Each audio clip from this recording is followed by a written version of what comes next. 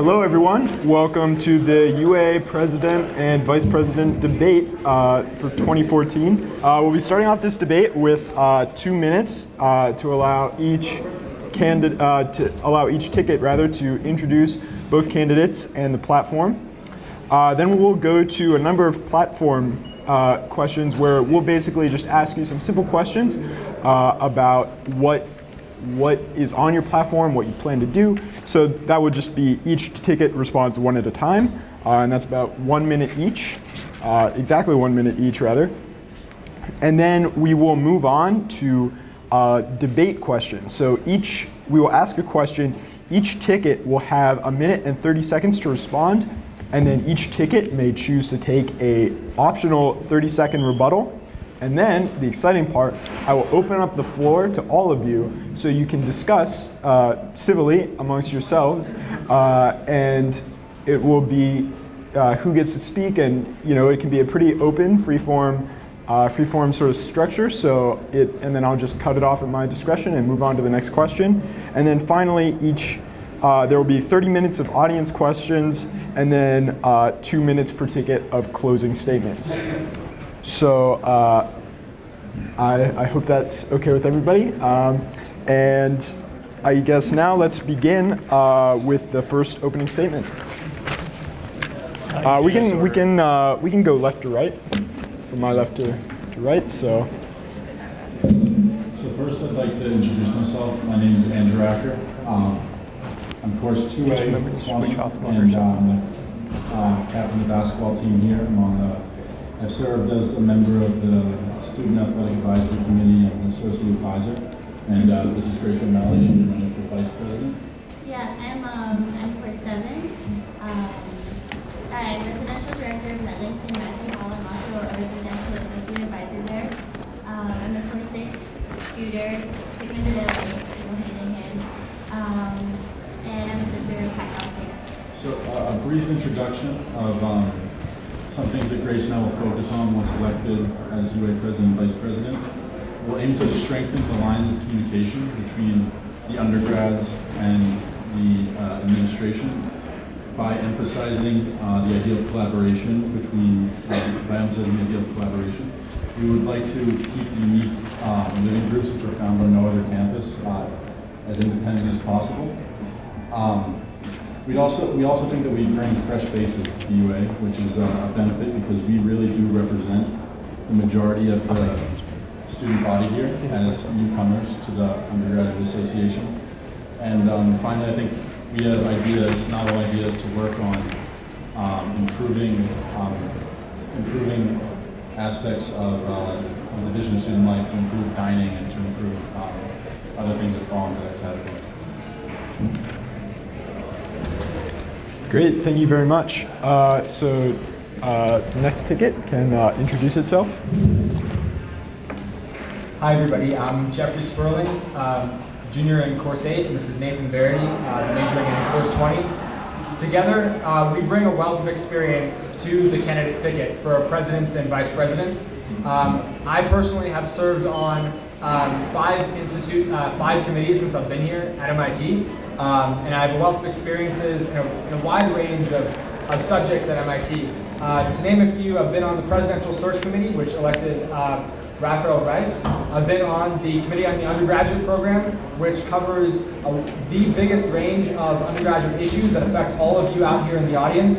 I've been on the Committee on Undergraduate Admissions and Financial Aid, which affects many people at MIT.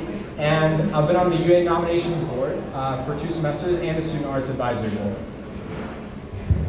As Jeff said, I'm Nathan Verity, I'm majoring in course 20. I currently serve on the UA Executive Board as the Athletics Committee Chair. In addition to that, I am on several institute committees, including the DAPER Advisory Board and the Title IX Working Group. On that note, I also am very active in the Student Athlete Advisory Committee. I am the Health and Wellness Chair of that. And I am an associate advisor as well, and I love MIT. So that's basically where our platform focus is. Our campaign is focused on UA for You. We want to bring leaders who have experience within the UA and within institute committees, who have passion and who have charisma to be able to lead students on a variety of issues that affect all of us at MIT. We can talk a little bit more about our platform points later throughout the debate, but lastly, we'd just like to thank Leonid, Austin, and Anna for their help in tonight's debate. Thank you. Great, thanks. And now the third ticket. Thank you. First of all, Billy and I really want to thank the tech for putting on this debate. It's a great experience for us to talk about what we envision doing next year if elected president and vice president, and also for all of you guys here who are so keen on listening and how we can improve relations with the Undergraduate Association going forward. So my name is Trudy. I'm running for president of the UA with my friend Billy as vice president. Billy and I are both juniors. I am in course 3 and Billy is in course 1. And together we have 5 years of UA experience. So I started with the UA my freshman year when I served as class council treasurer. And then I was appointed to the Committee on Curricula. And since then I've served on many institute committees. And now, as virtue of being chief of staff of the Undergraduate Association, I actively advocate for students on institute committees with administrators as high up as the chancellor and provost.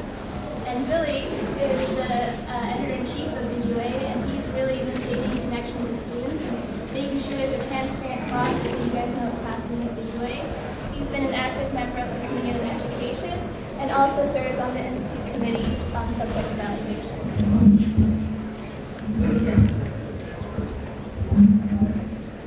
And with our experience and involvement in the UA, we learned how important it is to have a pragmatic approach and set realistic goals that we can actually achieve. So that's why we defined our platform around 3 main points that we think are really affecting undergraduate life.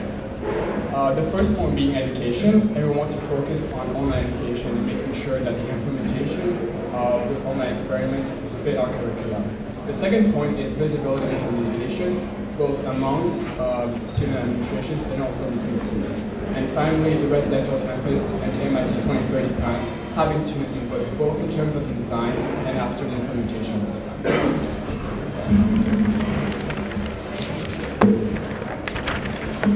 Great, thank you very much to all 3 tickets.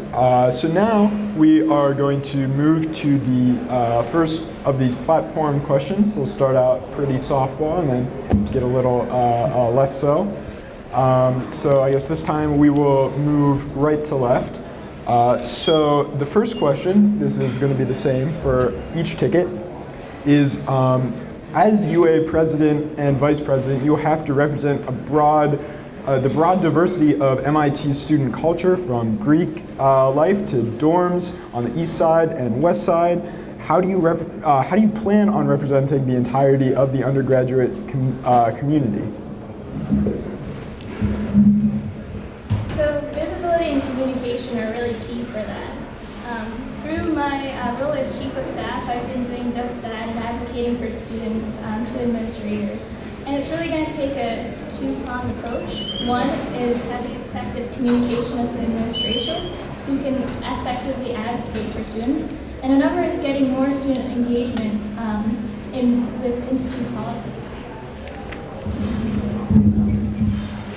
And in terms of representing the students, I think it's important to open the communication and making sure that students understand that the UA is for them and it's a resource for them. So one example is that we're planning to have weekly drop-in hours. So we'll be in the UA office, all the officers will be there as well, so people will be free to come, ask questions, make sure that their opinions are heard, so we can act on from there.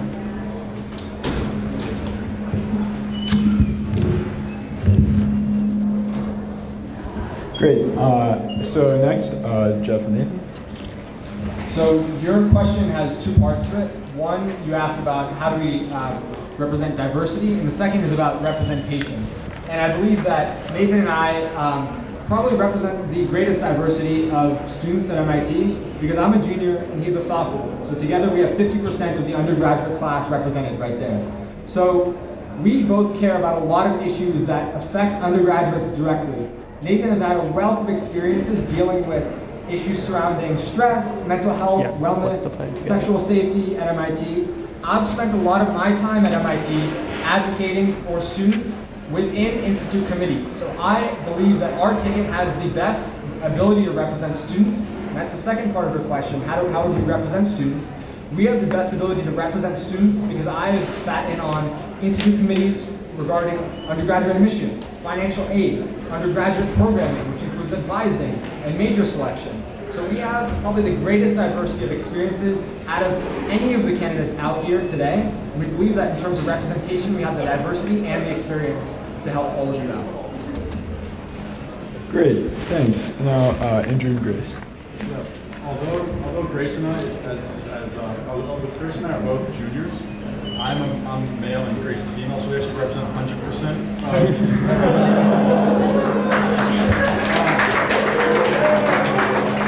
I do think, other than that, like, honestly, I do think that we do represent a very diverse group around here. We're both affiliated with, she's in a sorority, I'm in a fraternity, so we do associate ourselves with the Greek life here.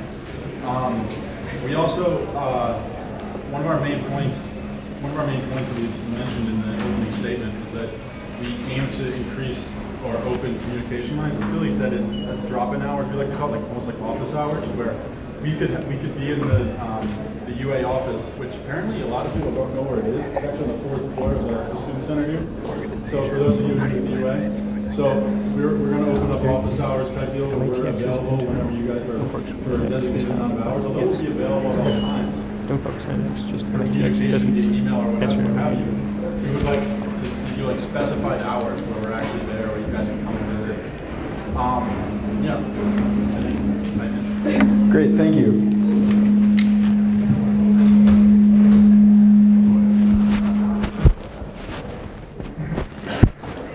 Okay. Sorry about that. I have 2 mics. I'll keep this one covered. Okay, great. Thank you very much. So that's the format that these next few questions will be in. So next, I'd like to talk about a number of your platforms address the perceived apathy among undergraduates toward a lot of these policies that affect them. So the UA is fairly powerful in some sense, right? You have faculty meetings, committees, you can meet with top administration, and it's fairly important to represent the undergrads, but obviously since many are apathetic, what's your plan for mobilizing the 5,000 person student body of undergrads? And this time, let's start in the middle with Jeff and Nathan. Sure. So if any of you have seen our website or our YouTube video, which is embedded on our website, you'll have seen a video called It's Time to Care. That's one of the main points of our platform. That yes, there is an apathy issue at MIT, an apathy issue which is only addressed after we see structural changes that happen without student input, such as things that may happen with Bexley or security changes or RLADs. There's a lot of controversial issues where students feel disenfranchised after the fact. Now, we realize that not only do we need to mobilize undergrads to start caring, but we also need an effective feedback mechanism so that undergrads, when they submit their input into certain processes, like on surveys, they see that their input actually makes a difference at MIT. I feel like one of the main hang-ups for people when they submit surveys online is they don't think that that survey is going anywhere. So together we plan to hold this UA and U, which we can discuss more throughout the day. Great, thank you. Let's next move to Shruti and Billy. So student engagement, like you said, is really key in this process. So this year, the chief of staff, I was involved with Closer. so I was able to proactively work.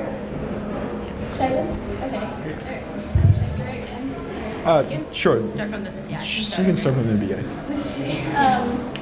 So student engagement is really key in this process, like you just said, so that there's a communication loop. So administrators know what's happening with students, and students also know what's happening with administrative decisions. Through my role as chief of staff, I was able to start with an implementation of the chief of staff summit, institute committee lunches. So, people who are on policy decision institute committees can really feel connected to the UA and bring back the feedback.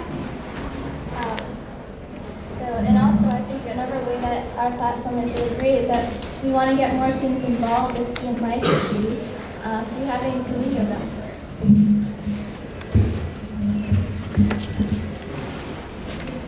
And as Shruti mentioned before, we have published a UA newsletter to make sure that people know what the committees are doing, what the different institute committees are implementing through the policy and projects. So we want to continue to have that outlet and making sure that people know what's going on. Grace is going to tackle this question, so doesn't really go into it. Okay, so like Andrew said, it's a great question because actually since we've started campaigning, we've run across many students who don't know what the UA is, don't know what it does. So, and clearly the previous tactics of the UA to increase engagement of the population through emails, poster campaigns, study breaks, it's not enough. So the fresh ideas we would like to bring, one of the concrete things we thought of was increasing attendance at athletic events. So this seems like on the surface, oh, come watch Andrew's basketball games. But really, it's so much more than that. It's a community building strategy because athletes come from all corners of MIT. It comprises a large population. And if the UA associates itself with positive programs such as this, where athletes see more attendance at their games and people get engaged with that, the UA needs to basically have a positive publicity campaign and increase its visibility by tagging on to already big cultural events that students are involved with. Great. Okay, so our next platform question will be, how does your ticket plan on prioritizing how to spend your political capital? How does that look like? What does that look like, rather, over the course of your administration from the beginning to later on? And how do you determine your priorities in a broad sense? Let's start with Shruti and Billy this time.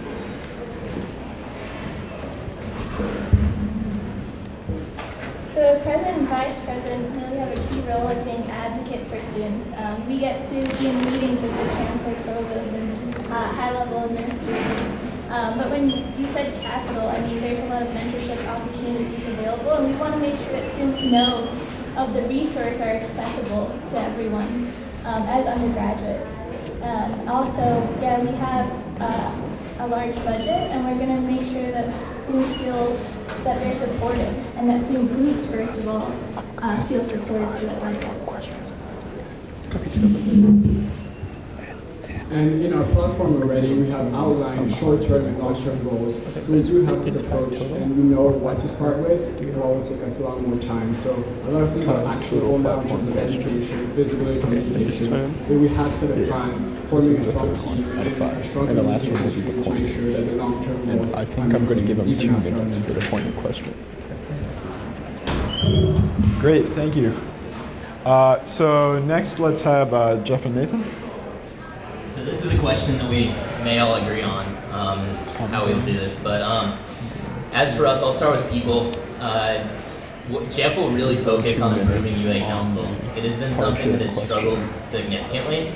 We know that we can't do anything by ourselves. We know that we need to mobilize the undergraduate student body, and it starts with mobilizing and empowering other student leaders. So Jeff is a great leader and will be able to take UA Council and take it from being an ineffective entity to mobilizing it and having other people working towards us, with us.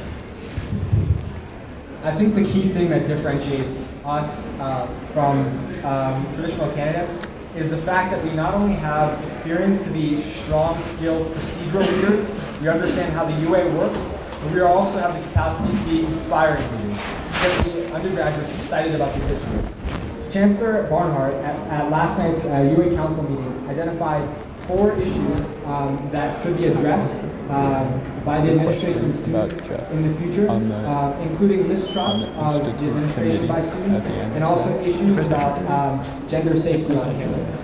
We think that we have experience and expertise on this, and we look forward to tackling these issues from now on. Okay, thank you. And finally, Andrew and Grace. Sorry, the question was how we're going to spend, how we'd allocate the capital. Oh, no. Sorry, how will you spend your political clout, basically, throughout your time as UA president? Yeah, exactly. So the major points that Grace and I will address to spend our political time, I guess, would be the first one towards really getting everyone involved, getting students involved with the program that Grace just talked about.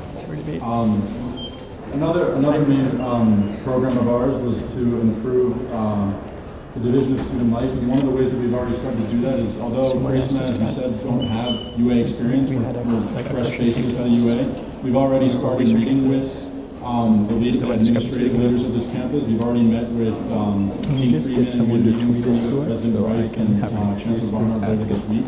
When we go to Twitter. So ways that we'll improve, or ways we will spend our time will be first to meet with the administrators and meet with the students of different living groups, and then also act as that liaison between the two groups to improve those communication lines. Great, thank you very much. Okay, next I would like to go to, okay, I think I know what, let's talk about Title IX a bit. So a number of you address it in your platforms. I think 2 of the tickets address it in their platforms the last time we looked. Can you clarify your plans for how the UA will be dealing with the administration or other groups on this issue, and compare it to how the UA is currently set up to deal with this issue? And let's start with Andrew and Grace.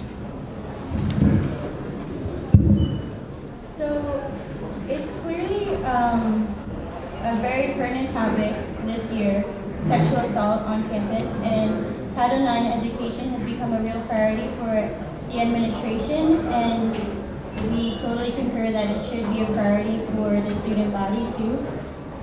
Actually, as a Medlink, at our registration day meeting this semester, we were visited by the campus Title IX investigator, and the Medlinks are now part of the chain of response for sexual assault events. So essentially, in terms of the role of the UA in all of this, I believe the administration has already set forth a very strong plan of action with regard to Title IX, and the UA's role is to support this plan of action and to implement educational campaigns for the student body on this issue. So there's already sexual assault education and orientation, and perhaps a bigger emphasis on Title IX specifically could be added into that.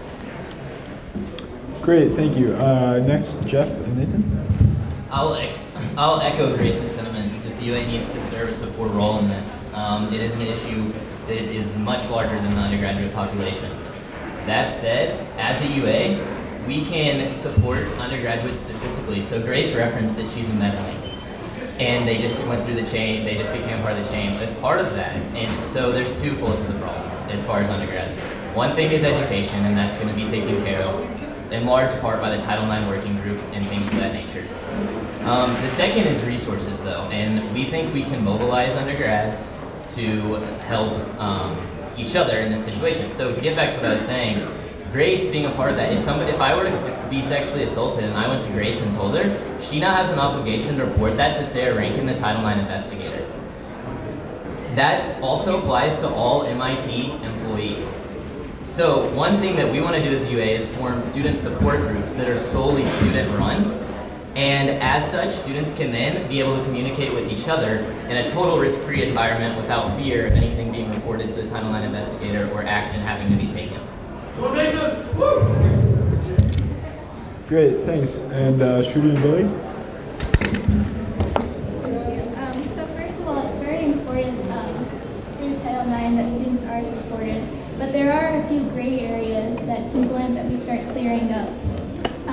So there are several presentations that are given out because on Title IX, and it's about time we work with Sarah Rankin to consolidate one thorough presentation. So when we go to class working groups, we have a consolidated form of what's the gray, what's the black, what's the white line here. And going forward, I mean, it's also about engaging student groups in this issue. And the IFC, for example, has tried to incorporate Title IX training in their policy, and all the members have to take. So we need to continue to support these kinds of initiatives and making sure that all parts of campus have access to a consistent and digestible way to understand Title IX. Great, thanks. So next, I'd like to ask each ticket, this is still in the platform section, but since these are specific to your platform and a little more hard-hitting, we will give you 2 minutes to each ticket to respond to the following question. The question will be specific to your ticket. We've come up with these after looking through your platforms and then just comparing that right now with what you've said so far. So I think let's start with Andrew and Grace. So you two state in the opening paragraph of your platform page that the UA president and vice president are integral in the line of communication between students and administration at MIT.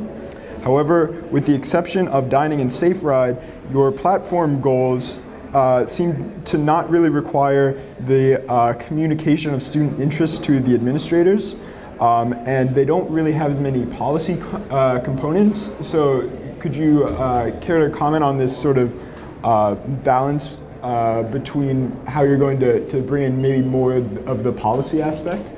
Yeah, so to elaborate on the communication aspect at first, we feel the job of the president is to act as that liaison between the administration and the undergraduates, and one of the policy things that we're going to do in order to act as that liaison, as we've already started to do, is to interact and form new relationships with these administrators.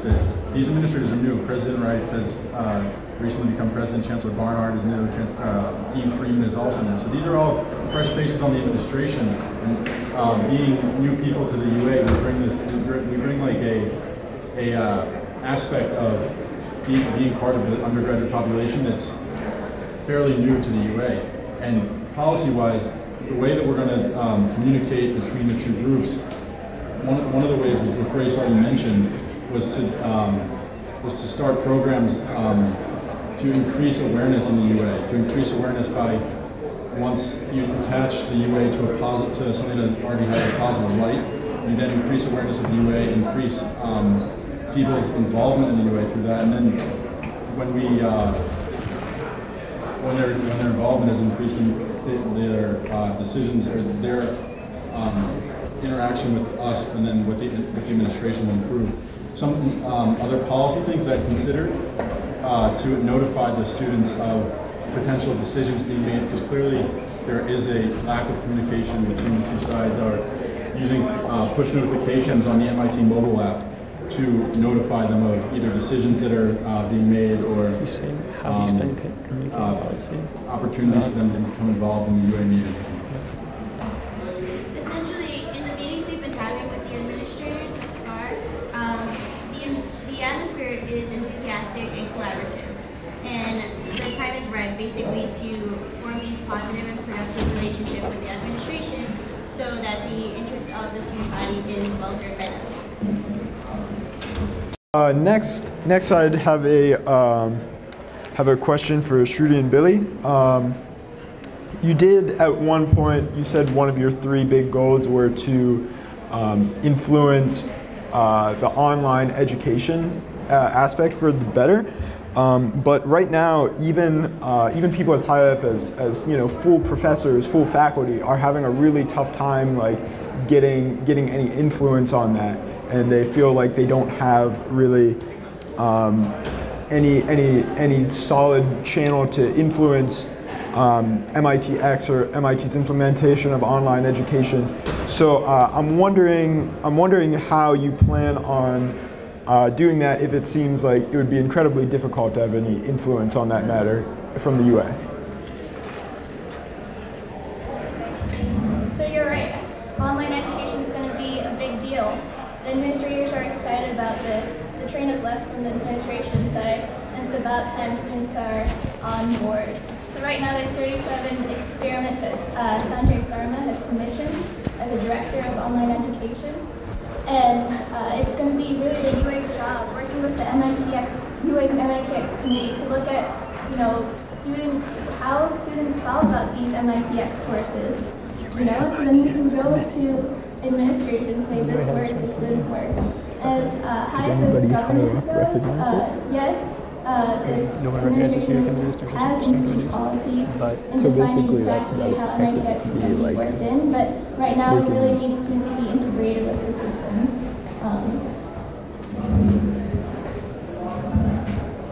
And to go on for that point, I think that student support will be important for faculty to have a good say and a better grasp of what kind of experiments they can implement into their classes.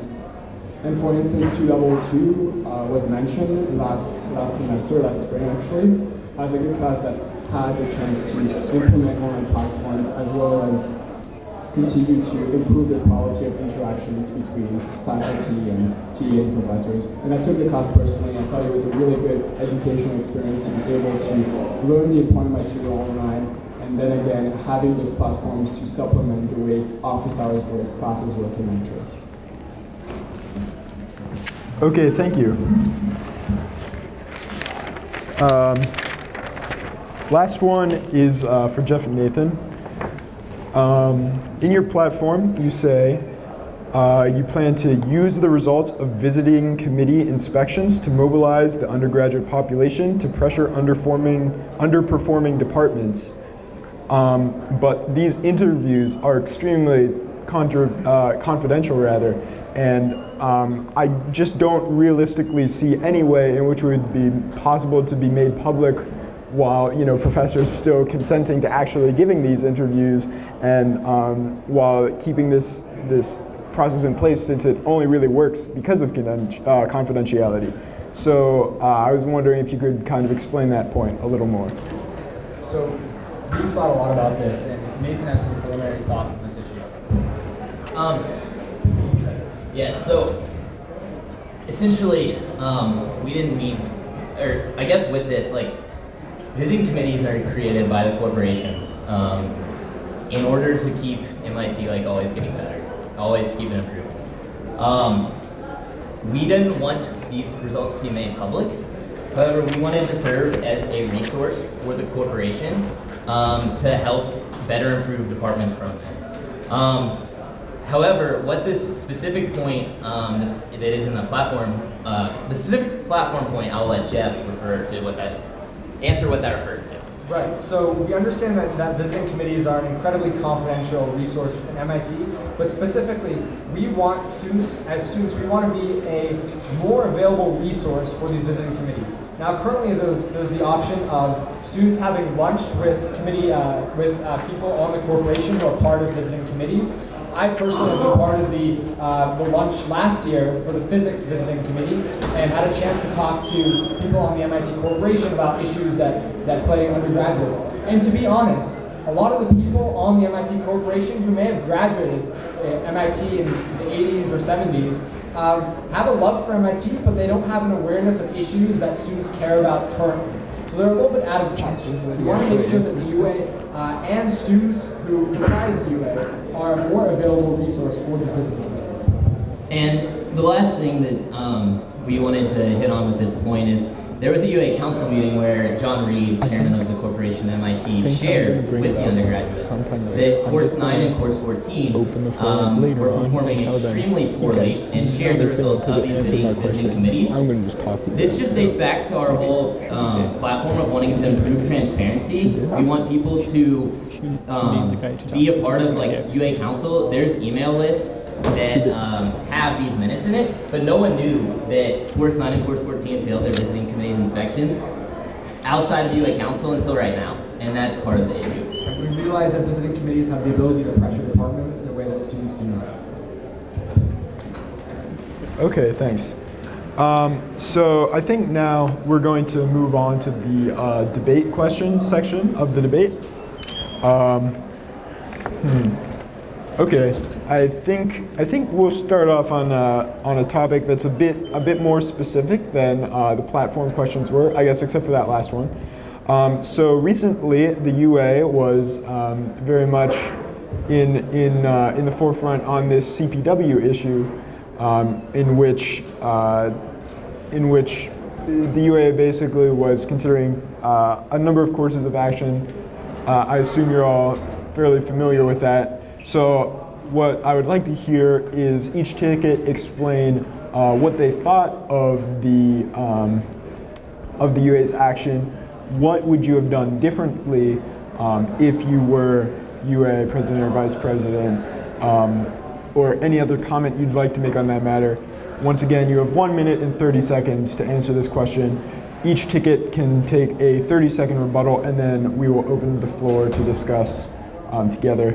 And at this point, during this open section, I reserve the right to ask kind of like follow-up questions or clarification questions. So it's really in everyone's best interest to be as specific as possible and answer very directly. So I think let's start with Shruti and Billy this time. So CPW is very important to us. It's really a time when we can showcase our culture that's so unique to MIT, whether it be the project culture or the hacking culture that we have. So with CPW, what happened is that there's an institute rule that all events must end after 1 a.m. Now, there's a lot of great events that happen, such as fire hose after 1 a.m. and we wanted to make sure that it kept going. So in the UA council meeting, so as chief of staff, I do serve on these council meetings, we discussed this issue, and all together, we were very supportive of each other. We had a plan, and then we went to Chancellor Barnhart, and we discussed, that we needed to continue CPW after 1 a.m. And through a very organized presentation, we were able to push the events so that now all events will be continuing after 1 a.m. So that just shows that when we are communicating together and being supportive of each other, that we can really, make an impactful change. Now, following that, while we were having the president and vice president had extra meetings with Stu Schnell, the dean, who handles CPW, and it would have been great if council was kept in the loop of exactly what's happening during those meetings, and that we had constant communication. There's only 3 AM deadline that just happened without any With discussion. IFC president, with panel president, with LTC president, with DormCon presidents, it's really key in this. And when we were working with CPW, we just showed how supportive we were of each other. Great. So we think that actually students did a great job at voicing their opinions regarding the CPW issue, and it was actually an example of where student input on an issue had a meaningful impact on the results that followed. We believe that the misstep, however, came from when students were not aware of the fact that there was a 3 a.m. wind-down rule, which was later revealed and not communicated initially. We think that this is a problem that UA and administration feels from their representatives, of their student representatives, their constituents, in the sense that a lot of issues of disenfranchisement or feelings that you have not had a voice in a certain situation, to rephrase what Chancellor Barnhart said last night, comes when certain information is not disclosed in a timely manner, or certain information is forgotten to be disclosed to the people who it directly affects. This has happened in a number of issues that affect MIT over the past few years.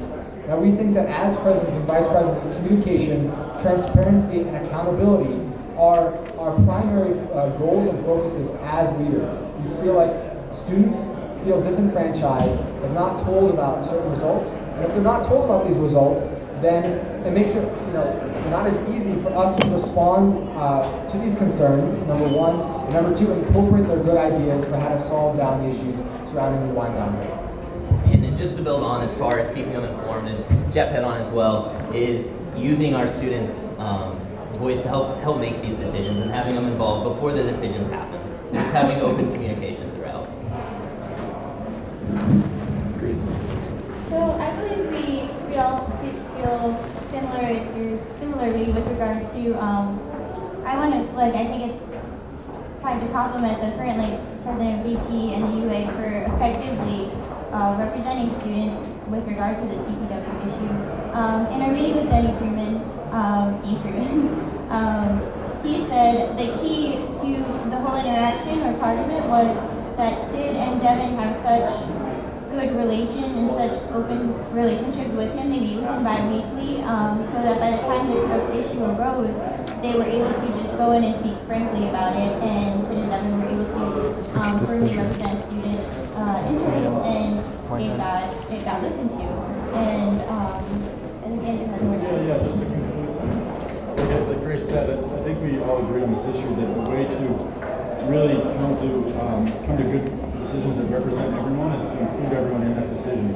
And it seemed that in this instance, everyone was included in the decision. So when that happens, the best outcomes occur, which, as Jeffrey alluded to earlier, has not been the case over a few issues in the past couple of years, which we'll talk about eventually when the time comes. And another key to these kind of interactions is accessibility, like it's been said, and quick communication, and making sure that all of the most pertinent stakeholders are involved in this rapid fire kind of decision making. When it's deadline time, like Shruti listed off, ISC, PANFL, UA, it all needs to be the most pertinent stakeholders should be involved. Okay, thanks. So next, tickets can volunteer to take a rebuttal. 30 seconds up for grabs, 30 seconds of speaking time.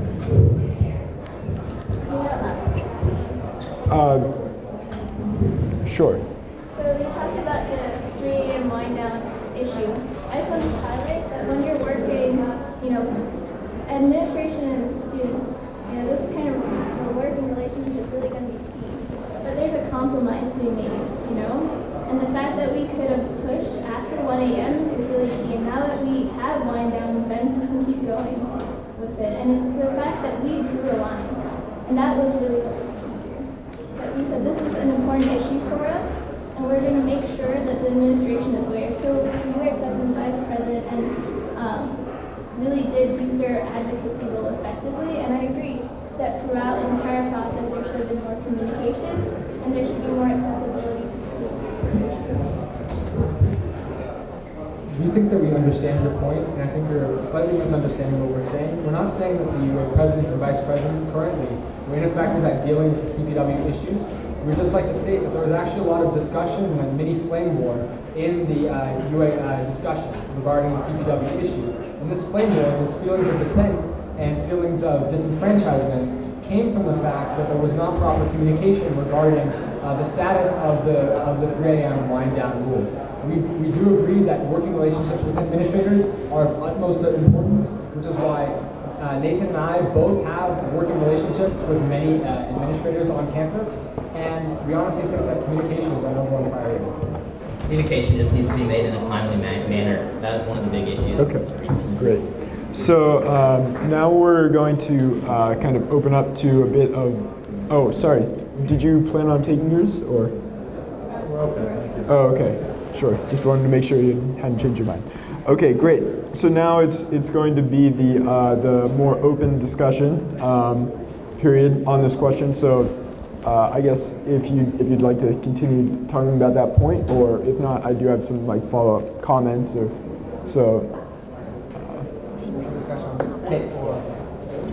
On this, yes, it's still about the CPW. Okay. The CPW question. So I think that one of the more important issues in this CPW discussion is what a lot of people are concerned about. We realize that temporarily this 3 a.m. and 1 a.m., these 1 a.m. issues are directly affecting CPW, but what a lot of people are concerned about is the status of change that will happen for future CPWs next year and the year after. And I think that being as honest and open as possible is an ongoing discussion, so it hasn't been resolved yet in terms of what will happen in the future.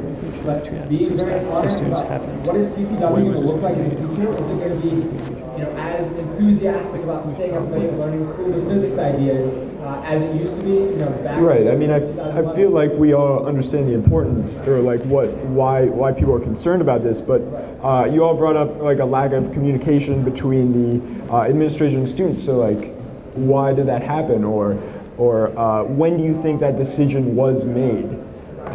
If the problem was a lack of communication, how, like, what specifically went wrong, or like who acted improperly where? So you're right.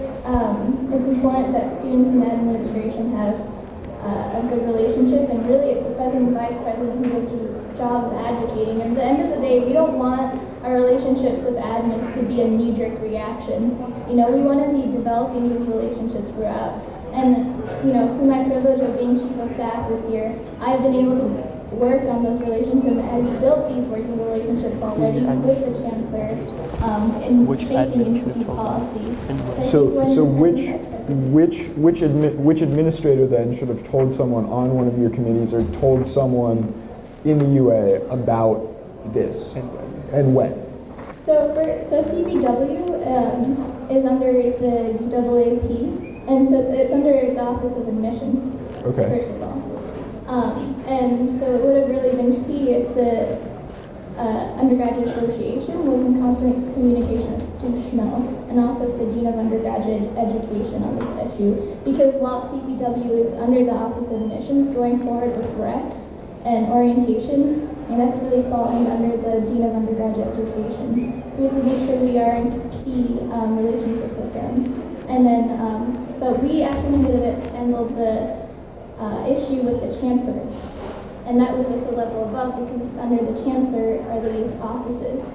So was it someone in admissions' fault that no one knew about this until later, or?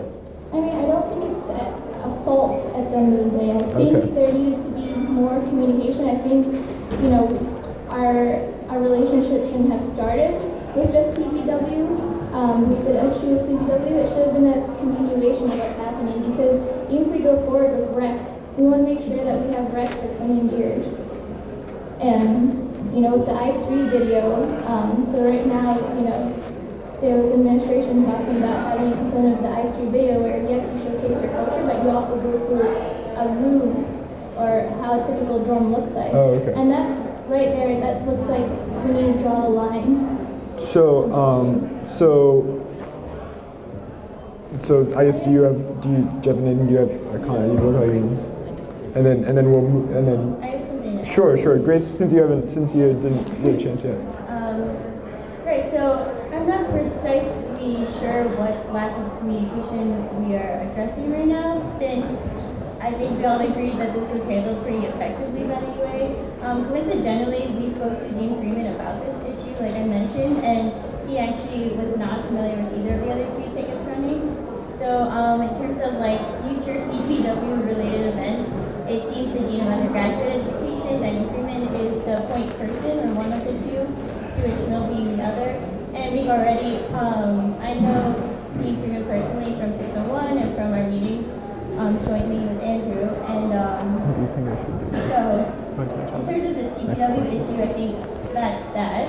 I also wanted to mention something that Cynthia Barnhart was talking about last night at the UA meeting. She was talking about sure, it would be great to involve every possible stakeholder in decisions that affect the community, like as they're being made. However, most of the issues that her office confronts are unforeseen.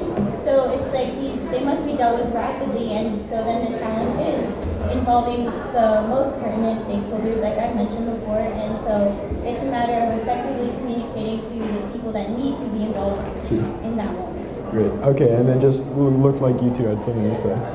In summary, sorry, we'll be wrapping it up. Just keep it very brief. Okay. I just wanted to say that I think that there's a little bit of misunderstanding of what the issue was with the CPW events.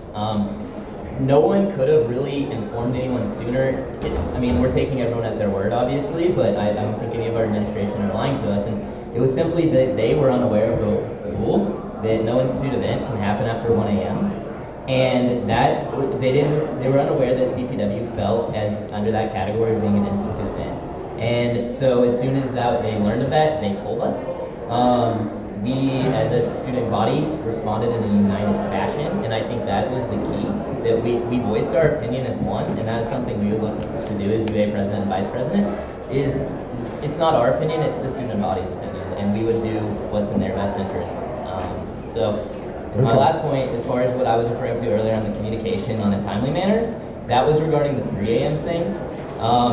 While there was communication between Stu Schmill and Sid Rao, current UA president, it was not shared with council for 2 weeks. Okay. So let's move on to another question.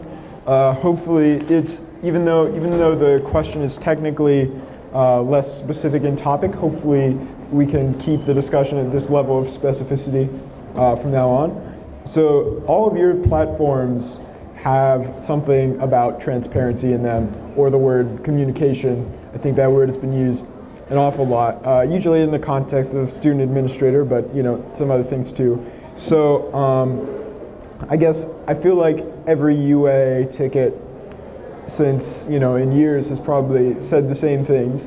So I guess how is your specific attempt going to be specifically different? Why basically do you think that your ticket can do something that is probably probably going to look similar in to other tickets that have won and run in the past? So what specifically is going to be different about your administration, even though you're basically saying the same things as each other on this? And let's start with Andrew and Grace this time. Grace and I both feel that, Grace and I both feel that transparency is a given, as you said, all three candidates mentioned, because we're voicing the opinions. Our job is essentially just to be the liaison, to interact with the administration and the students, and we're voicing the opinion of these students. And ways in which that we will attempt to be transparent is, you mentioned these earlier with office hours in the UA office where we'll hear the students' opinions. And then later on, when like as Sid said, he meets with these administrators bi-weekly, later on you then voice the opinions of the students to the administrators. We also have ideas such as the notifications to inform the student population of the upcoming important decisions that will be affecting their life. So those are some specific ideas of this, in which we will attempt to be transparent in our interactions as UA president and vice president. Great. Okay, Jeff and Nathan? So I guess I will start. We would actually argue that we aren't the same as all past tickets as far as proposing just transparency. So I'll start with, we understand that every MIT undergraduate student's time is valuable. It's kind of unrealistic to us to expect people to come to us to find out what's going on in the UA. That's relatively laughable. As such, we want to put what we're doing readily available in their hands on their smartphone via the internet. So we want to create a weekly blog called the UA and You. We've already begun constructing it. And it will basically keep everyone up to date as far as what the UA is doing. Secondly, we want to have, we will post our platform online should we win, and we'll keep real-time updates on what's happening. Lastly, I'd like to address the newsletter. The newsletter is great. It is a great summary of what we did over the entire semester. However, we need updates in real time. By the time the newsletter comes out, any pertinent information or decision has already kind of been made. And so we want to, again, have the newsletter serve as more of a semesterly report on what we did, but we want updates in real time. I switched this. I feel like a blog format is the best format. Great. And Trudy and Billy. So with visibility and communication, I think it really takes three facets. First of all, working groups. So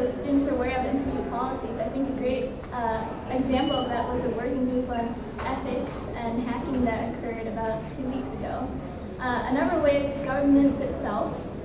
And that will include that, Billy and I will have a pulse of what's happening inside the student government. We're going to have regular meetings with IFC president, Pan-Health president, DormCon president, as well as the LGC speakers. As well, we want to go to DormCon dormitory meetings as regular as we can, so we know what to advocate when it comes to students. And lastly, engaging students is really key. The GSC has a great system, the Graduate Student Council of the ANO, where students can submit weekly events that are happening. The UA can also use it as a way to advertise of what's happening within its structure, so all students know what's happening. And as Shruti mentioned, we are planning on having these regular meetings with student representatives. But when we met with Michael Walsh, who served as vice president 2 years ago, he did mention that there's a tendency to have a meeting overload and people don't want to come anymore. And I think it's necessary to set a timeline and get a chance to meet with different student representatives, but also allow them to go and speak with the students they represent so they can come back with useful information. Okay, thanks. So rebuttals? Yeah, one thing that we like to say is, besides being available on the internet, as we stated with notifications and as they said with blogs, we also think that being available in person is a key idea to be heard, and for students to voice their ideas to us in person. And Grace and I are pretty visible on campus. We're involved in a lot of groups where people could talk to us and already know us. So I think that being available as an actual physical person, besides having an online presence, is a key as well, which I think we're able to accomplish. So I agree with Andrew in that leaders should be available, and so we can effectively advocate. And so by virtue of being chief of staff this year, I communicate with more than 60 institute committee members. And it was really about me being available. And so, when I have meetings with the chancellor and provost, I'm able to know what's happening institute committee-wise throughout with students.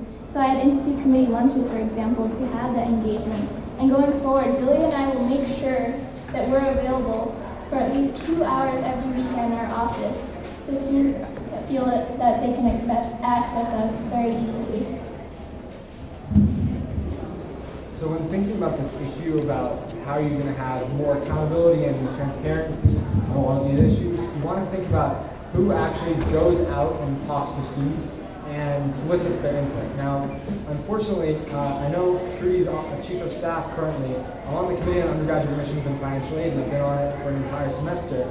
I've never talked to Shruti about my work on WAFA. And I feel like that represents maybe something that could be improved in the future administration for the UA, is having people involved who actually make sure that the UA is an interconnected body and make sure that everybody's involved in decision making. So yeah, let's move on to the open portion now.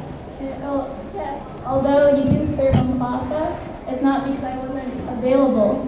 We have every Friday we have institute committee lunches. I'm always there. You could, we want you to be there and then take initiative. And plus we have a report that goes out and you submit to the report, and that way that you feel like you need to talk, we're available. So just to clarify, those institute committee lunches were supposed to start at the beginning of last semester, and we've had one, maybe two, starting last week. So Jeff, you missed one. And you said that's a good Okay, so I'm not too familiar with the inner workings of the UA, but I do feel that transparency probably isn't, well, not probably, but transparency definitely isn't the same thing as being accessible to students, right? So what I was trying to get at more with this question was, how do you, the transparency that's difficult, right, isn't as much the UA to students, that's just a matter of being organized. What might be tougher is when you're communicating with administrators, how do you still represent the administrator's opinion to the students fairly, while also fairly telling the, basically representing the opinions fairly both ways. Because honestly, you do have to kind of be fair to both sides if you're going to have a good working relationship, which you all kind of commented on. So I balance the issue of fairness and representing a diverse body of students every day on my work on institute committees. Freshman year was a presidential. So like on those committees, do you like? Right. Okay. So like if the administrators, if as UA president, you're in a meeting with administrators, and the administration tells you something that like obviously students aren't going to like, but you can't change, right? How does like your plan for transparency like work in that situation, right? Because it's great to talk about when it's all functioning well and everybody's happy and we're just telling people what the administration plans to do, but sometimes the administration will do things that students don't like, and as much as you might try, there's probably a limit on your advocacy, right? So how does like transparency work in that circumstance? So to answer that specifically, I feel like it's not that administrators don't like MIT. Students also like MIT. We all love this place. We all want to see it, well, most of the time. We all want to see it grow and become a better place that enriches people. And I think that when administrators and students don't agree on an issue, it's important to realize that maybe they don't agree on an issue because they're valuing different things. And being very honest with students and saying, look, maybe short term we have to make a compromise on something, but long term, really, administrators are looking out for us because they have a 50-year time horizon, while we may have only a few-year time horizon. I'd like to comment also. I think this issue of transparency boils down to being an effective and having integrity as an advocate in front of administration on behalf of the student body. I think this involves, as an advocate, like presenting the student interest to the best of your ability, and so make sure that if there is discontent that goes along with a particular decision, make sure that that discontent is expressed to the administrator. And so it's a transparency in front of the administration, and also transparency when reporting back to the student body. And it's just about, I don't know if there's the lack of transparency you're referring to is like withholding information, for example. I just don't think that, in my mind, that's not an issue at all. That wouldn't be something to. So you're right, it's a two-way communication that students need to talk to admin as well as admin needs to talk to students. And yes, the president and vice president, that's our job as advocates. But I just want to highlight that there was a student administrator collaboration report worked on by the UA subcommittee, SAC. And Billy and I will make sure that we publish that report. It's going at the higher levels of the administration, but we want to adhere to that so that there is open communication between students and admins and students. That said, a draft of the report is available for all students online on UA's website if anyone's interested in reading it. Go ahead. You could probably we have copies right here. I think the focus for the for this report has been to maximize information sharing and doing so in a timely manner, which we alluded to earlier in our discussion. So we have the report right here. It is available to students. There's no issue about dissemination.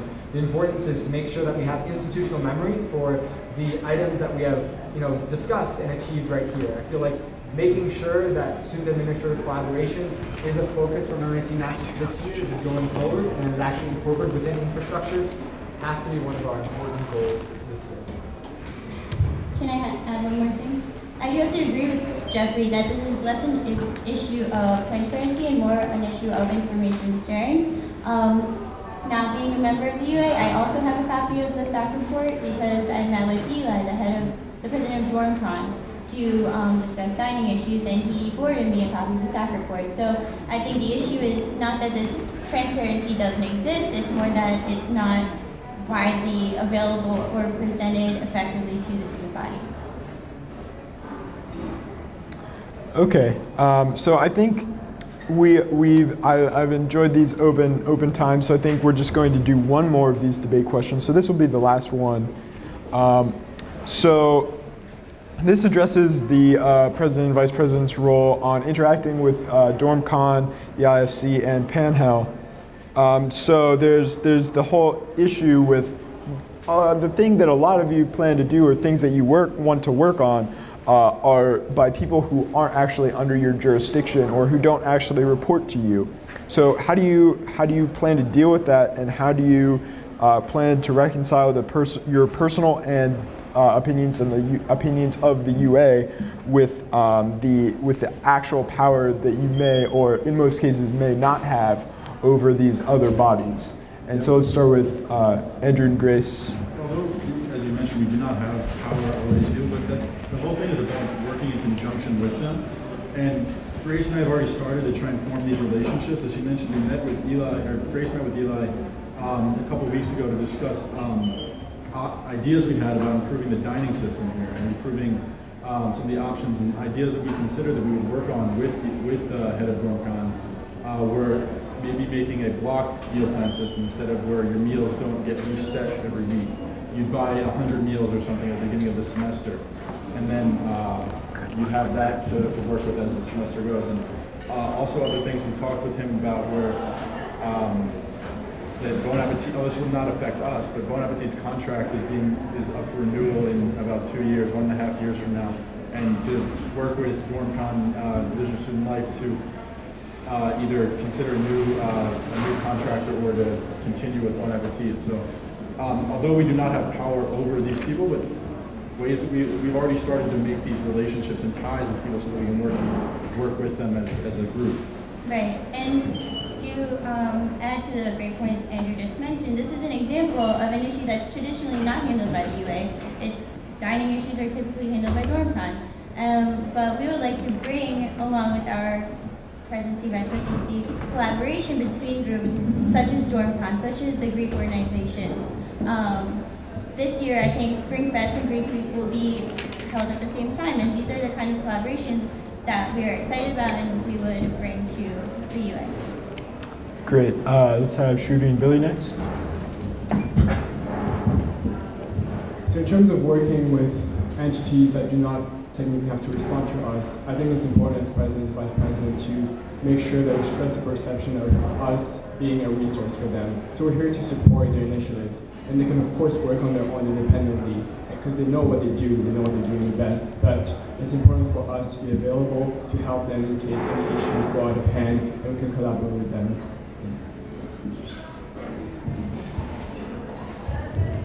So we've thought a lot about this issue. We recognize that the UA is not the only governing body on campus. That is definitely true. But we realize that the UA is probably one of the best platforms for uniting student interests when dealing with critical issues. Now, the UA and DormCon and IFC and the AILG, they share the same constituents. And that's important to realize, that we are looking after the same people. And although we are not the only governing body on campus, we are the best to bring people together in a forum-like context, bring students together, and we're the best resource to put pressure on administrators and on faculty and on other students to make sure that students are advocated. Yeah, and I completely agree with Jeff, and the only thing I would add is that we know we can't do it alone. We have the same constituents as DormCon, as IFC, as PanHal, as LDC. All we want to do is bring all those groups together to unite the student body. As a student body, when we're united, it's great, and everyone is very happy. And so we just want to make sure everyone is in constant collaboration. That's what we would do as UA president, vice presidents. So tangibly, we propose having weekly leadership roundtables where we get all of our student leaders together once a week. It's currently on a twice-a-week basis, and we think that just the more communication between the leaders, the better.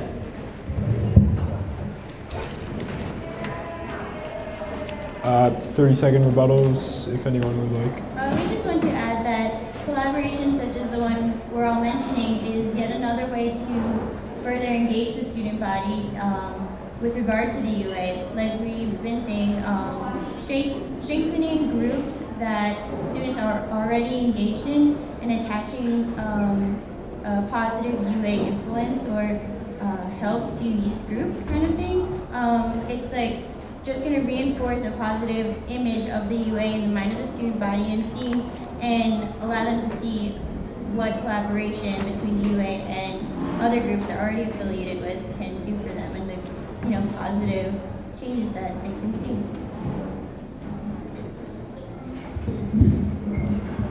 So discussion amongst leaders that's really worked this semester is when the president and vice president sat down with DormCon president, with IFC president, with PanHealth president, and that way we get a pulse of what was going on. So Billy and I will definitely continue with that. And we also want to be as accessible as possible. We've already started that. We've hit the ground running. We've been going to dorms and talking. We've also met up with quite a few student organizations, so students know that we're here to support them. So if anybody wants to just immediately comment or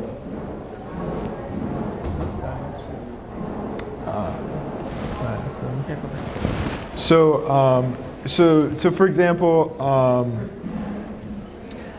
I guess so like if there are like conflicts between certain groups, like how do you plan on kind of dealing with those sorts of things? Because what I was trying to get at with this question was how you can feel almost like moderating these types of discussions. Do you think that's the UA's place, or are these student roundtables more like these organizations are all like equal and we're just meeting together because it's a functional necessity and it helps all of us, or is it like the UA is the kind of like a step above moderating other groups' interests?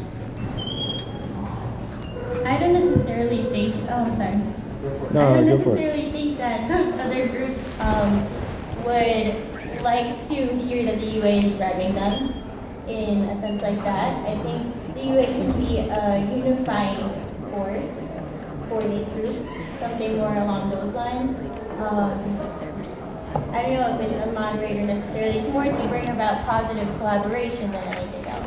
And resolve potentially, because there are different interest groups represented among these groups. The constituents of IFC and PanHealth are not the entire, the constituents of the UA encompass more than that, right? Free blood is not all UA. That kind of thing. So the interests are not exactly the same, but there is clearly room for positive collaboration, and I think that's more of what these kind of roundtable discussions are about. It's analogous to the relationship between the students and the administration, where the administration and the students always do not see eye to eye, but the administration isn't out to get them, just like the UA won't be like out to get DormCon or anything like that. They have the same interests, and they're just trying to find a common ground where they can agree. Right, so we fundamentally believe that the UA and other leadership bodies on campus, we're all on the same team. It's not about hierarchy. We're looking forward to building a flat organizational leadership structure among all the different governing groups on campus. Now, we realize that the UA does have some strengths to it. Whereas other bodies may be more in contact with their constituents, the UA is fundamentally positioned to be able to put positive pressure on the administration and on faculty, on somebody who has decision-making power on a lot of these issues. The UA has power, but we realize that full discussion with all groups is required for positions. I think we mainly see those meetings as being able to facilitate different needs, and most importantly, bring another perspective, and especially having the perspective of the faculty, making sure that students understand that there is another sphere that we need to consider before making decisions. So are groups working to get, is IFC interested in commenting on issues that primarily affect dorms right now, in council, or how's that working out right now, or? Hal's nodding his head in pleasure. They're definitely all for it. The student leaders we've met with are very much in favor of improving collaboration, and they spoke very fondly of a recent surge of collaboration by current UA president and vice president, and think it's been beneficial to all parties involved. I mean, I completely agree on that. I feel like collaboration can only improve going forward. And we're looking forward to improving collaboration. What do you think council is going to Yeah, so I mean, we are advocates DormCon president, IFC president, panel president, we're all in this together.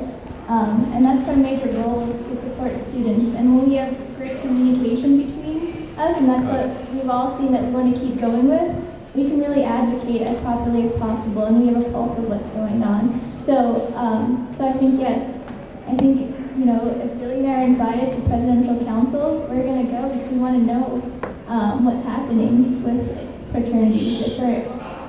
So do you all perceive that council is doing well? Is it doing its job well right now? And if not, then why not? And yeah.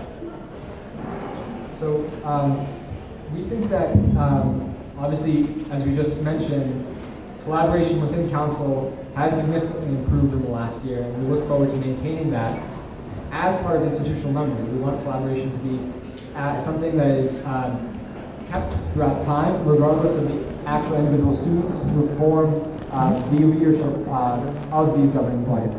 Now, we also think that council can be improved on efficiency. Now, there are a lot of sort of operational improvements that needed to be done last year. We basically want to improve the responsiveness of the UA agenda to the request of UA counselors, to have improved relations with UA council, to increase communication and responsible leadership. So that's our focus, is outlined specifically in our platform. Were you talking earlier like council was ineffective though? Were you saying that something along those lines earlier tonight, or? Yeah, so I guess I can clarify this a little bit. When we were talking about student leadership, we were answering the question before, not relating to council. As far as recent common collaboration, we were talking about just presidents of Van Hal IFC and LGC. But to answer your question as far as council, there's no doubt that in the past last semester, it was extremely ineffective. Very little got accomplished. There were many unhappy counselors. But I don't blame council. We don't blame council for this at all. We think it starts with us.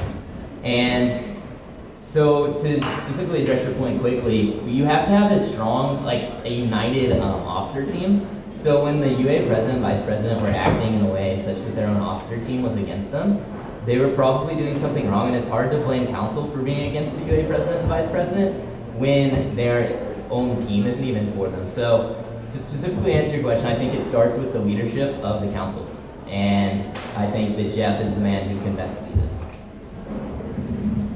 Excuse me. So in council, you have effectively all the voices of the student body, because you're representing all students, and it's really to discuss issues that are key to all students, and ways that council could come in feet first would have been maybe if we had a presidential summit to begin with. So Jonte and Michael Walsh, they were president and vice president the year before.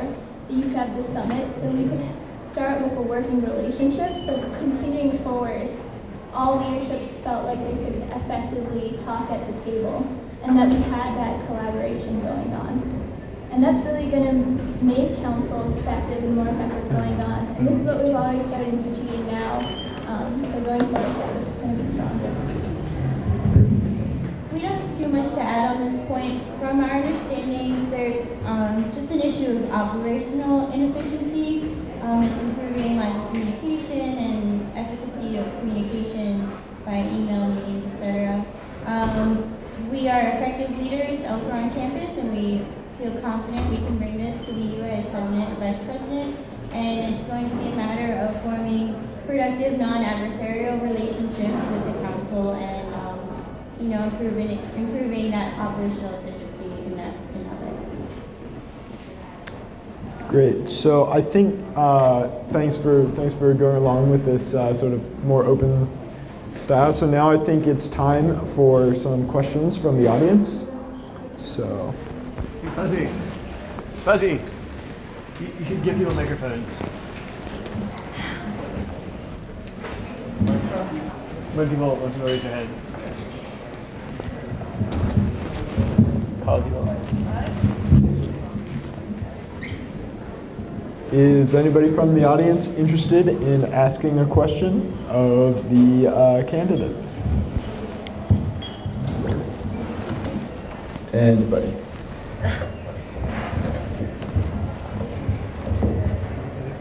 Can you guys each comment on like the current situation with like the party/occupancy situation in Boston? What UA has to do with that?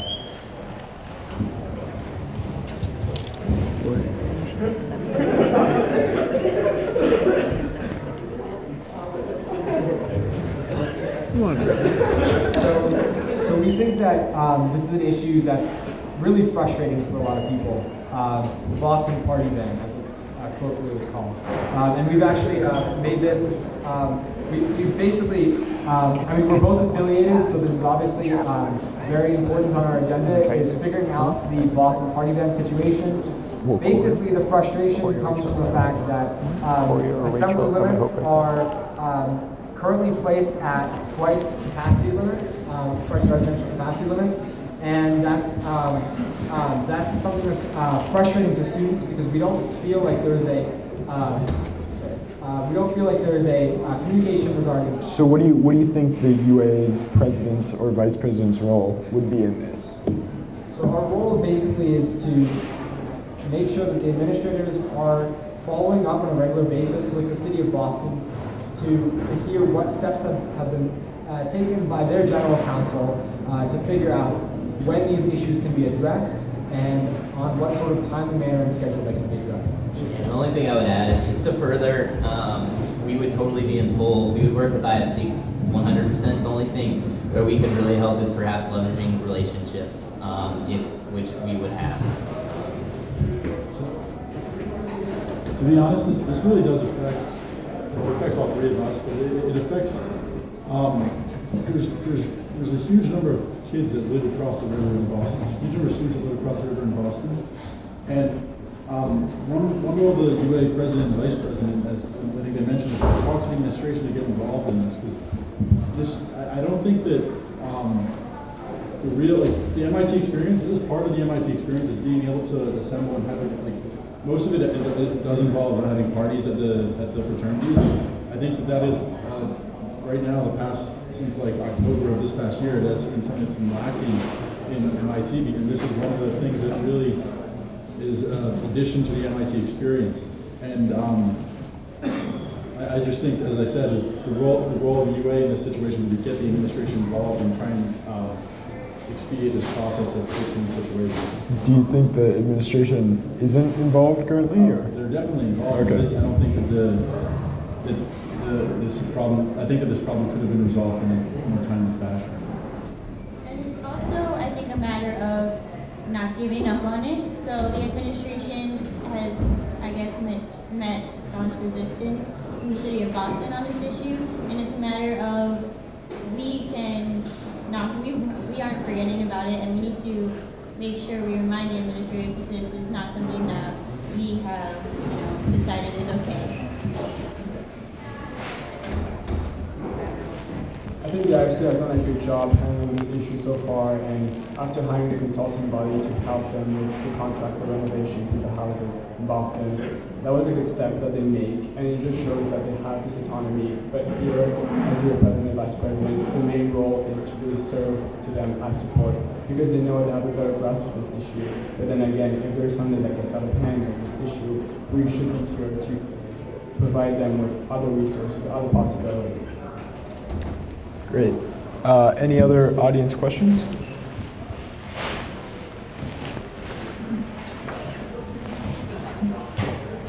I'd just like to hear the candidates' personal motivations for running. I think that's important. With the motivation to bring to how much work they'll do in office.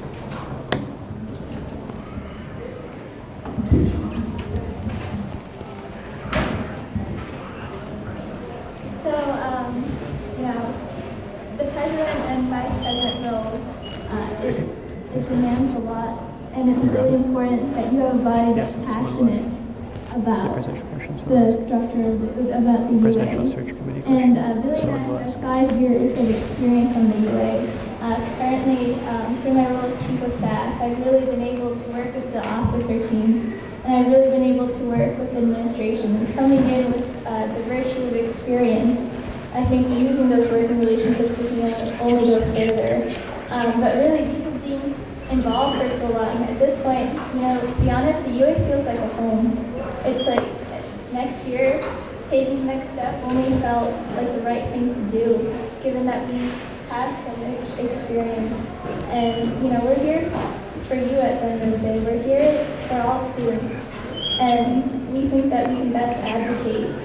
And, you know, we're approachable, we're accessible, and we're going to keep doing that. Because I think that's where we can really improve in bridging any gaps, whether it be students with the UA or UA with administration. And just to add on to that, I actually met Trudy a year ago when we were both joining the Committee on Education.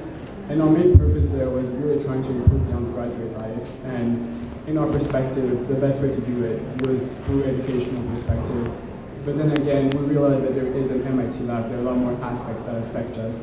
And as president and vice president, we will have the chance and the opportunity to work with all of you and touch on the different aspects that affect the undergraduate life. So the motivation for us running came over the past year. It seems that there have been there seems to have been a lack of communication. We've mentioned this before, but there's a lack of communication between the administrators and the students. And Grace and I both feel that same sentiment. We felt that as we were being almost left behind, and we felt that the current leadership did not particularly involve all the students. And Grace and I feel that we, coming from a non-UA background, we can encompass and represent the majority of these students that felt that they were being left behind and felt that there were being decisions made without their input.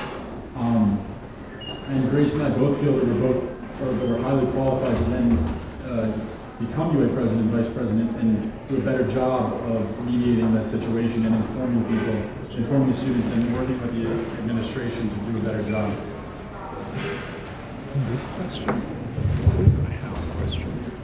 So, to answer your question about personal motivations for running, I believe that when you look at candidates and you think about their motivations for running, the first thing you should see is, or look for, is a track record of involvement with issues at MIT.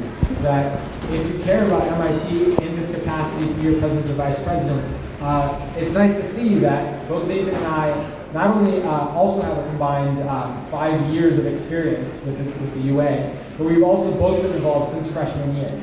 So we both really care about the UA, institute governance, UA governance, and we've got the experience to back it up. Now, number two, I'd just like to point out that I personally don't have any external reasons for running. This is not a resume booster for me. I already have a summer job that hopefully I'll work at after I graduate. So this means nothing in terms of a stamp on a resume. That's not what I'm concerned about.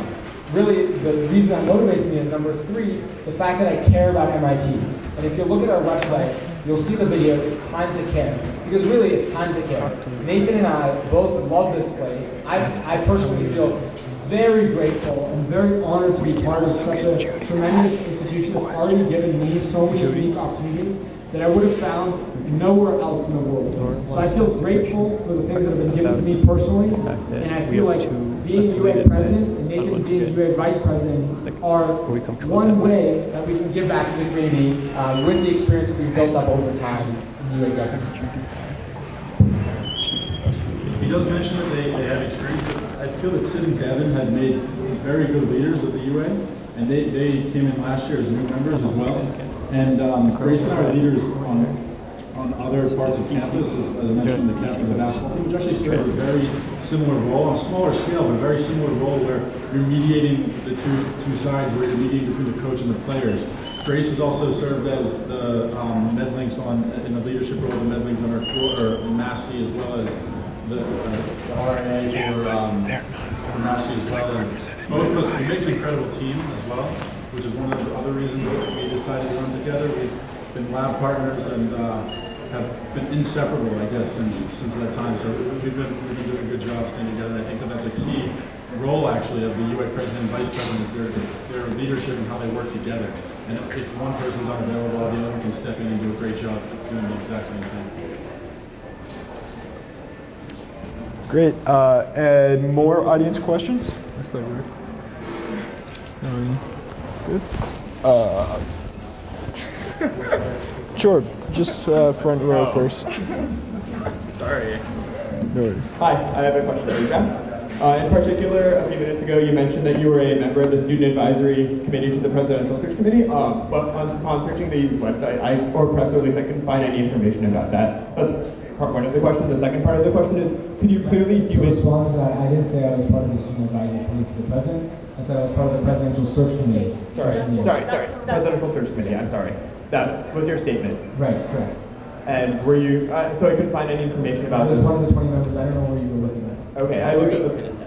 Yeah, or you can attest to it. Okay. The second part of my question is... Yeah, Corey you're is not listed shaking on the his head. website, you're not listed in the MIT News press, statement announcing the So there are 5 students who led the 10 undergraduates, and I was part of the 10 undergraduates, and there are 20 total students, 10 undergrads and 10 graduate students. So if you look at the report submitted by the Presidential Search Committee, you'll see my name listed. This is kind of a nonsensical question because I was applying for an entire semester. The second part of my question is, could you list your past activities in the UA, clearly delineating between those that were over this past year or previous years? Sure. So this year, I am on the Committee on Undergraduate Admissions and Financial Aid, and have been so since the fall. So sophomore year, I was on and I'm also part of the Student Arts Advisory Board, which is run through the Art Scholars Program, which meets less frequently than the Committee on Undergraduate Admissions and Financial Aid, but it is an ongoing committee. Last year, I was on, for 2 semesters, was on the UA Nominations Board, or NOM-COM as it's colloquially called, and also the committee on the undergraduate program for 2 semesters. Freshman year, I was on the Presidential Search Committee. Look up that report.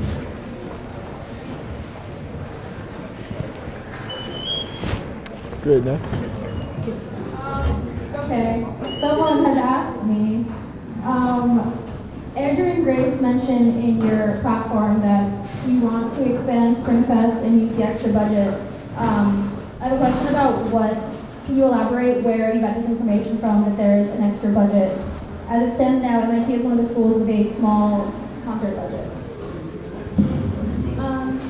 Yeah, this is something we definitely address. We actually met with a member of the events planning committee this week and to discuss this point. The fact that the UA has a surplus is out there. But it's true that the funds allocated for SpringFest are not too flexible. And the level of SpringFest we've had in the past few years actually is something we just want to see continue. We don't really have extreme plans for modifying SpringFest. We just want to keep it at the pre-level it is currently, and the inclusion of First Week as well as a nice addition. She said we met with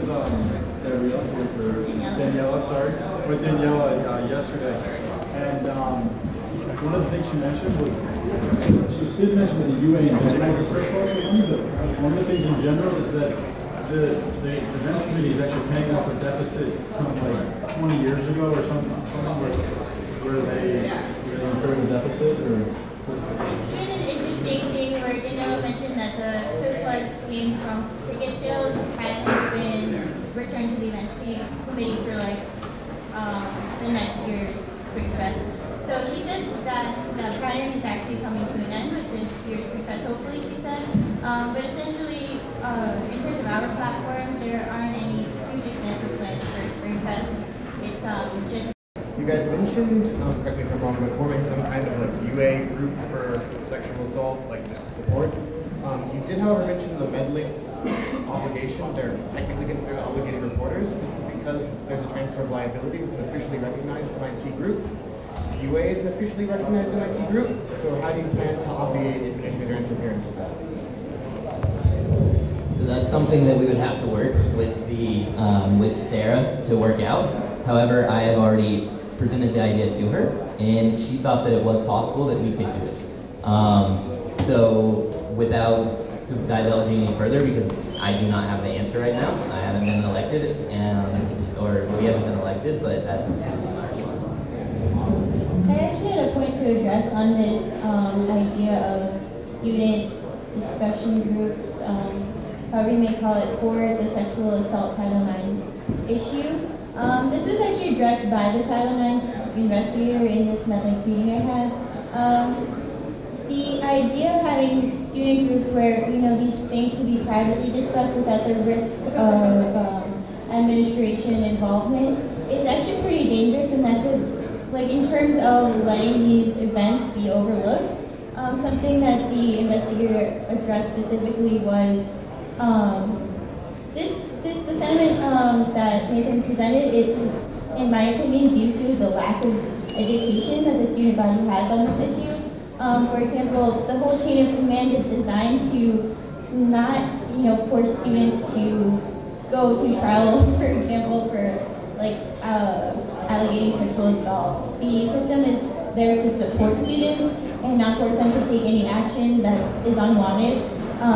So I think that working within the framework of chain of command or chain of response currently in place with the Title IX initiative is where that should stay and should not be placed in the hands of students. I think that's a step in the wrong direction. Any other questions?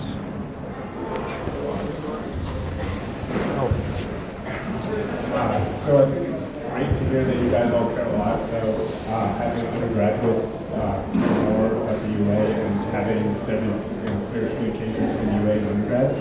But I think it's important to get an idea of how you guys would react to setbacks or like solve problems when things don't go perfectly according to plan. So like Jeff and Nathan, like what if, you know, the blog UA and you, it sounds like a good idea, but what if students don't pay a lot of attention to it? Or, you know, if students don't show up to UA office hours, or, you know, they're not very responsive to a monthly newsletter. And then Grace and Andrew, you know, could you speak to how you would, you know, deal with problems that could arise? So to answer first, I guess, you're right. There's no easy solution. It's hard to predict all the time whether or not an initiative that we propose will be successful in the future. We hope that it will, because it seems like there's a trend in people reading updates on their phone through, you know, real-time system. But to answer your question on a more fundamental level, we feel like that the real issue here is not a procedural level, it's sort of an inspirational level. We really need to inspire undergraduates to start caring about the issues at MIT. And when you ask, what kind of president or vice presidential ticket are you going to elect into office? Do you want to elect somebody who is going to, you know, work behind the scenes and preserve sort of the status quo of UA doing things without having the undergraduates know about it? Or do you want leaders who have already tried to convince people that MIT is a place where you can get involved, where yes, it's time to care, and yes, there are issues that affect you that you can actually have a voice on. So we have initiatives. If they fail, we have a backdrop of trying to be as inspiring to get people to care about MIT issues as possible. In order to get, if those measures do fail, I think that the job of the UA president and vice president is almost be relentless in this situation, where you keep working at it and don't let it fail. Where if let's say the push notification, like somebody doesn't let them, like the entire undergrad just like turn off push notifications. They don't want to see them. They're getting tired of it bothering them and annoying them on their phone. I think that one of the jobs of UA presidents is to involve your groups that you're specifically involved in. Start with your dorm, your fraternity, your sorority, your sports teams, and then almost have, and if you can catch on and get people to care in that matter, and hopefully they do, you can get a snowball effect, and then they take it to the groups that you're not personally associated with, but they're associated with, and get them to keep trying to get more people involved. And if they're interested in that, I think that will eventually gather the entire community in a way that will be successful. So it's important for leadership to always be resilient, right? You know, if something's really not working, to think of a way that we can maybe approach the problem in different ways. And we're all problem solvers. We can make things happen. We can make student engagement. We can work on student engagement kind of thing. There's a lot of ways we can start doing that. But it's really important that the UA president and vice president have a sense of understanding. At the end of the day, if we're here to support you, we're going to try to do that in the best way. And your feedback is also really important for that. Great. Let's have a question from over there.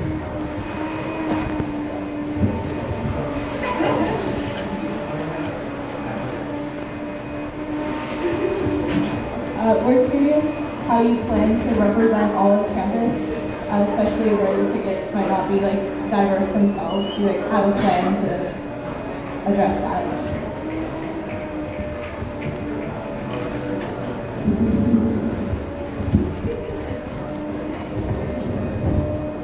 ATV.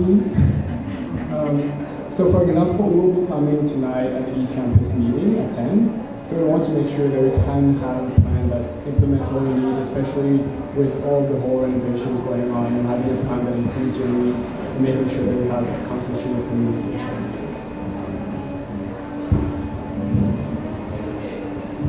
So when considering how candidates can represent and advocate for groups which may have diverse interests on campus, you have to stop and think which candidates actually have experience advocating for students in diverse groups on campus. Now, I'm on the committee on undergraduate relations and financial aid, and one of the chief goals for QAFA is diversity at MIT. Even though there has been some pushback with legal systems throughout the United States on using racial considerations in educational admissions, MIT has explicitly stated that they value diversity as a fundamental educational good. Now, I personally sincerely hope that this can be continued not just in small closed-door meetings within QAFA, but also continued in our platform as UA president and vice president. We care about all people on campus. We care about different student groups on campus. We're both involved in a wide variety of pursuits. Now, Nathan here has also had a lot of experience caring for undergraduates as a whole. He, barring nobody else that I can really think of on the top of my mind, has probably done some of the most that I can ever think of in terms of addressing issues of mental health and wellness at MIT, about sexual abuse, about stress, about imposter syndrome, about feelings that you don't have people to turn to.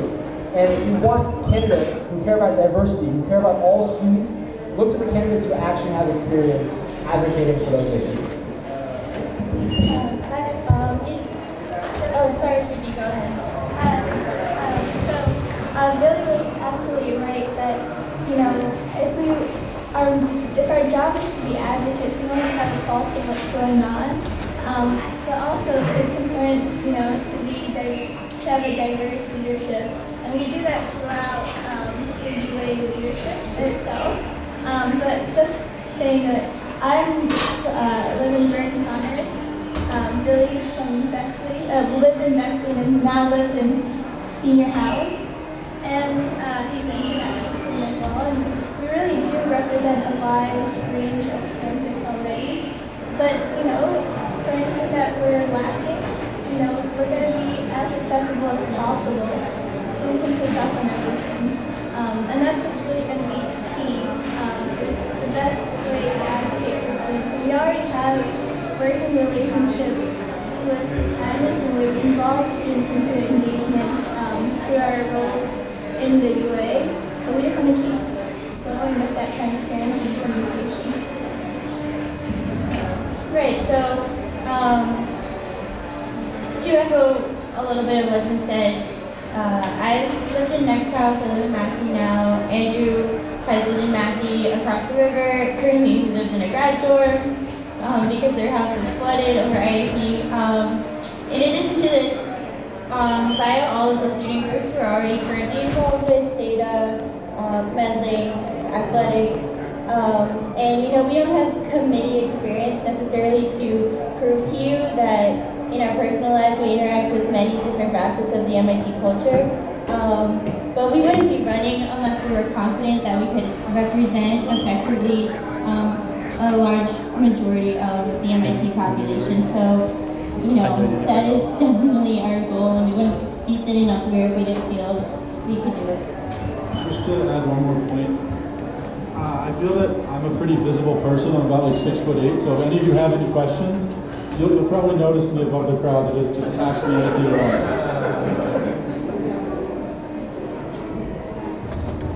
Okay. Okay. So Judy. and we also. Okay. Yeah. So I think.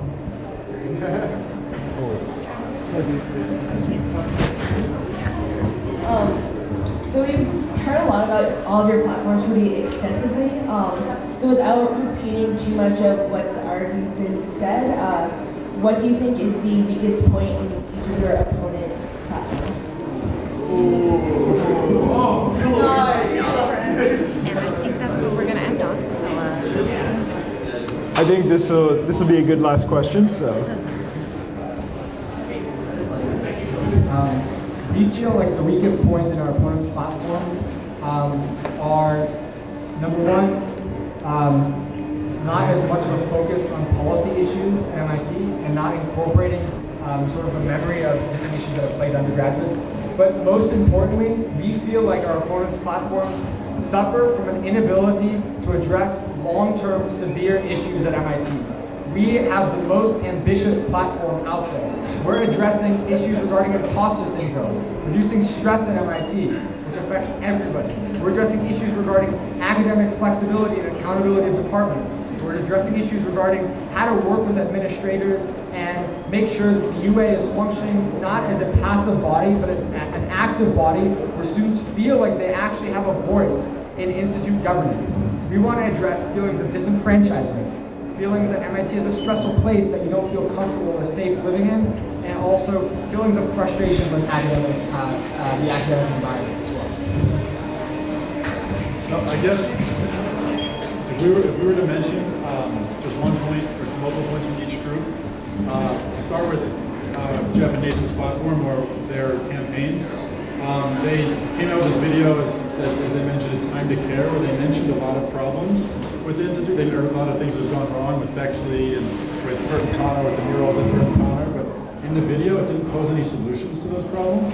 So that's one of the things I'd like to talk about. And also, I guess in Shruti and Billy's campaign and platform, Shruti is the chief of staff, and one of the main aspects or job descriptions of the chief of staff is to voice the opinion or sorry, that's right here.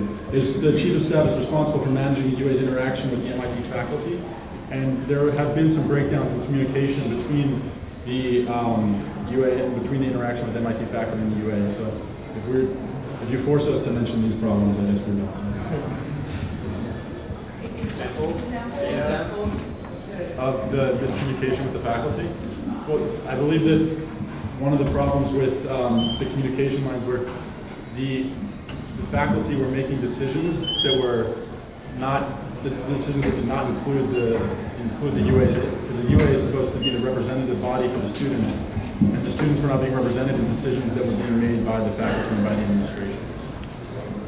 I guess essentially a big sentiment going into these UA elections is a greater need for advocacy on the part of the president and vice president of the UA in front of the administration. So that is a great concern going into these elections, and given the job description of chief of staff, that's all we're trying to get at. So first of all, I want to say that putting together a platform is difficult, and we're really appreciative of all the ideas that have really come to the table. So with experience, like Andrew mentioned, I've been fortunate to serve as the chief of staff this year. And what I've seen is, at a high level with the Undergraduate Association, you really have to know an organization at the level, even at an officer, to really be able to run it effectively.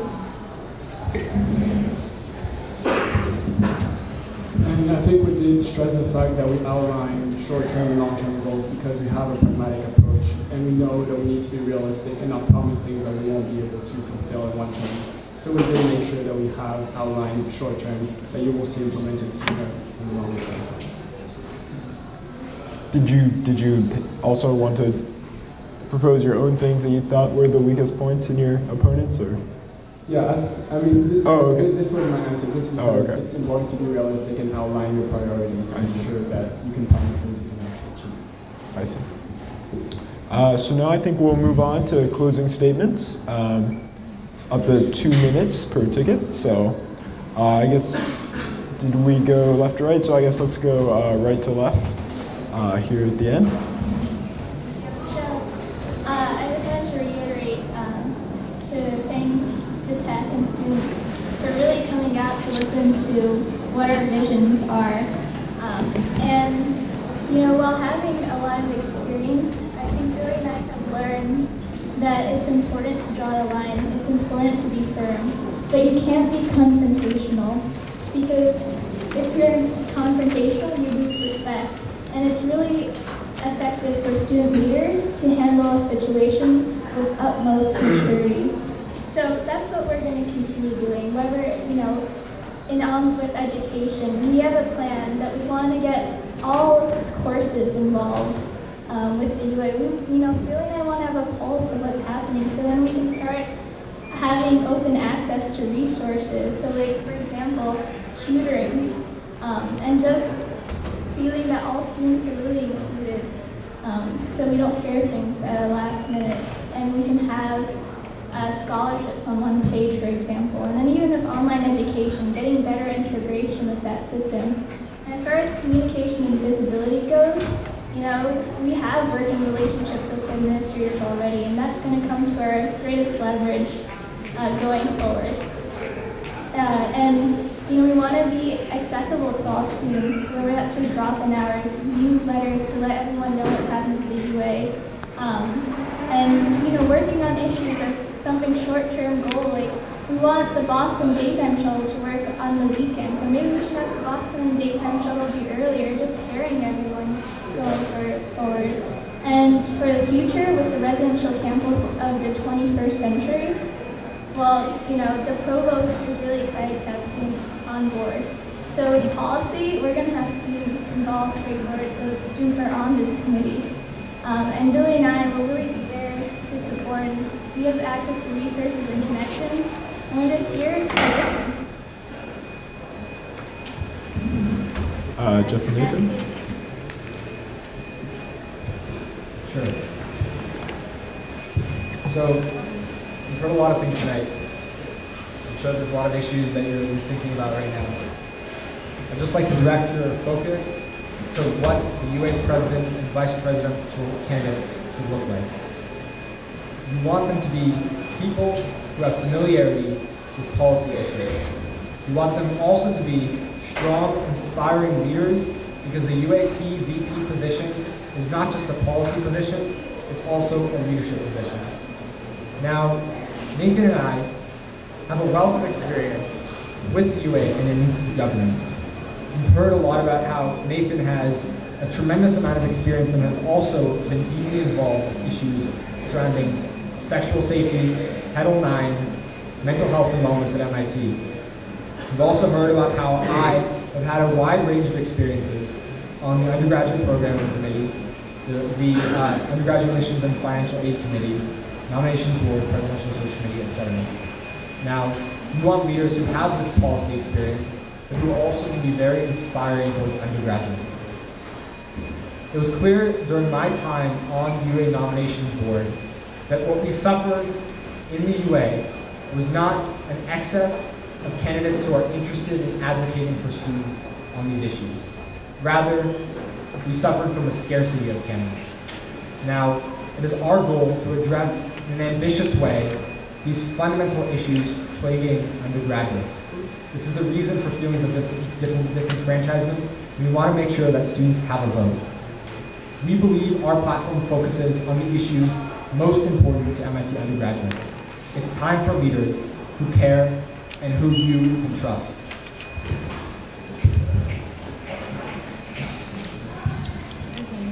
Well, it's an honor to have the opportunity to sum up these debates. We want to thank the tech for supporting us and all of the rest of the UA who's worked to set up this debate for you all. It's an exciting time for MIT right now. The three main issues our ticket wants to focus on, and I think that are being called for right now, are administrative issues of the UA, such as DSL issues like like safe ride, like Shruti mentioned, like mobile stellar, like putting a printer in status. So these are all things that, you know, seem like smaller issues, but it's things we won't forget about and things that we can tangibly accomplish when elected. Secondly, it's the engagement of what seems like a pretty apathetic student body. And in terms of inspiration, what's more inspiring is two people who have no prior UA experience, you know, taking a stand and saying, let's get elected president and vice president and take on these pertinent issues that we want to change. Lastly, the idea of advocacy in front of, you know, like we've been to death today, we feel highly confident that we will be effective advocates. You know, it's a fresh administration that we have with President Rice, Chancellor Barnhart, Dean of Undergraduate Education, and it's time for some fresh faces in the UA. Great, thank you very much. I thank everyone who came out today to see this debate. Hopefully a version of this will be up online soon. I'd like to thank all the candidates, all the tickets for going along with our debate here. I know it's been about a long 2 hours, but hopefully everyone has learned something from this debate, and I look forward to the election. Thank you to the Sergeant at Arms. And thank you to the Sergeant at Arms for a number of things. Thank you.